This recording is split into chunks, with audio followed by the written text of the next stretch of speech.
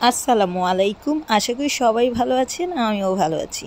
আজকে উচ্ছে দিয়ে একটা ঝোল রান্না করে দেখাবো। জানি না আপনারা উচ্ছে দিয়ে এইভাবে করে ঝোল রান্না করে খেয়েছেন কিনা, বাট আমার মনে হলো আপনাদের সাথে একটু শেয়ার করি, এই কারণে আর কি এই রেসিপিটা দেখানো। এই ঝোল রান্না করার জন্য ছাঁক পেস্ট প্রয়োজন। ছাঁকের পেস্ট তৈরি করতে যে যে ইনগ্রিডিয়েন্টস লাগবে সেগুলো হচ্ছে চাল, জিরে, তেজপাতা, রসুন, পেঁয়াজ। এই 5টা ইনগ্রিডিয়েন্টস তেল দিয়ে ফ্রাই করে নিচ্ছি। একটু সময় নিয়ে চুলার আঁচটা লো টেম্পারেচার দিয়ে এগুলো ফ্রাই করে নিতে হবে, কারণ এগুলো পুড়ে গেলে ঝোলটা খেতে ভালো লাগবে না। আর এই ইনগ্রিডিয়েন্ট যখন ব্রাউন কালার হবে তখন এগুলো নামিয়ে ফেলতে হবে। ব্রাউন কালার হওয়ার আগ পর্যন্ত এগুলো উল্টিয়ে পাল্টিয়ে সময় নিয়ে ফ্রাই করে নেব। ব্রাউন কালার হয়ে গিয়েছে, এখন এগুলো চুলা থেকে নামিয়ে ফেলবো। দেন ঠান্ডা করে ব্লাইন্ডার জারে দিয়ে পেস্ট করে নেব।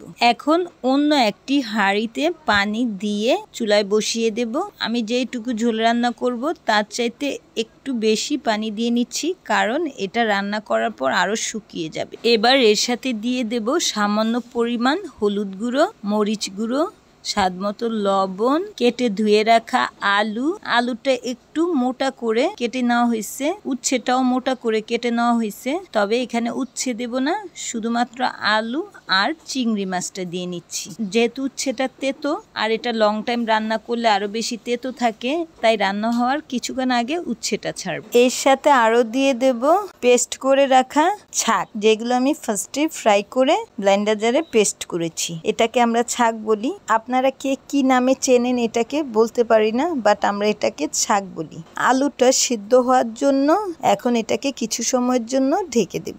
আলু 70% সিদ্ধ হয়ে আসলে ঢাকনাটাও উঠিয়ে ফেলবো। আলু যখন সেদ্ধ হয়ে যাবে তখন আমি যেই পরিমাণ ঝোল রাখবো তার আগ পর্যন্ত এটাকে কুক করে নেব, যাতে পানির পরিমাণটা কমে যায় আর ঝোলের থিকনেসটা বৃদ্ধি পায়। ঝোলটা কুক করা যখন প্রায় হয়ে যাবে তখন উচ্ছেগুলো ছেড়ে দেব। উচ্ছেগুলো ছাড়ার পর আর বেশিক্ষণ সময় কুক করতে দেওয়া যাবে না, তাহলে ঝোলটা তেতো তেতো লাগবে। উচ্ছের এই ঝোল রান্নাটা আমার মায়ের হাতে খুবই মজা হইতো।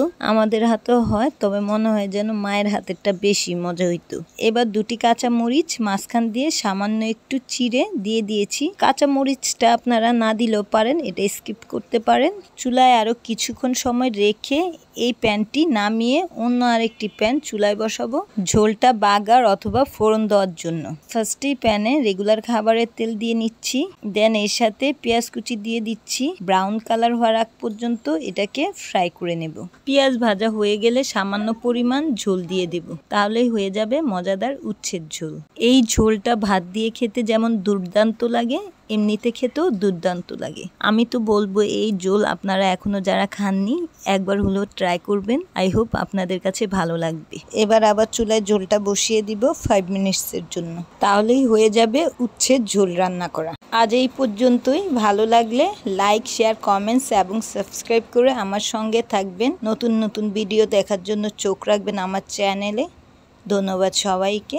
আল্লাহ হাফিজ।